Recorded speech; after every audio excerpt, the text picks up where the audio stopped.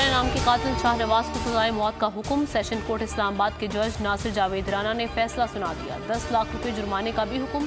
फर्द जुर्मायत होने के पूरे 1 साल बाद अदालत ने फैसला सुनाया। मुजरिम की वालिदा समीना शाह को बरी कर दिया।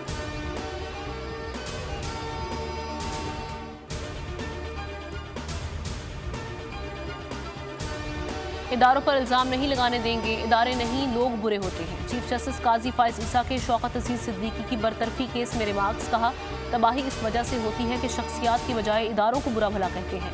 हुकूमत ने दरख्वास्त काबिल समाअत होने पर एतराज़ कर दिया।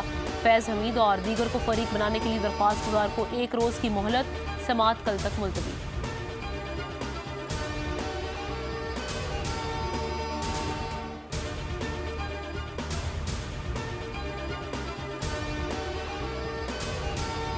तहरीक इंसाफ इलेक्शन मुलतवी कराने की साजिश कर रही है। इलेक्शन के खिलाफ पीटीआई दरख्वास्त से फरार की मंसूबाबंदी है।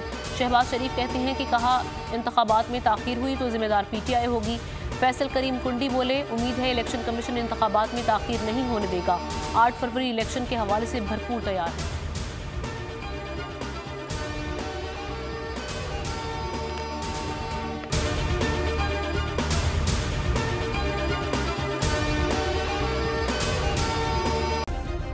सब्सक्राइब करें और बेल दबाएं ताकि कोई खबर रह न जाए।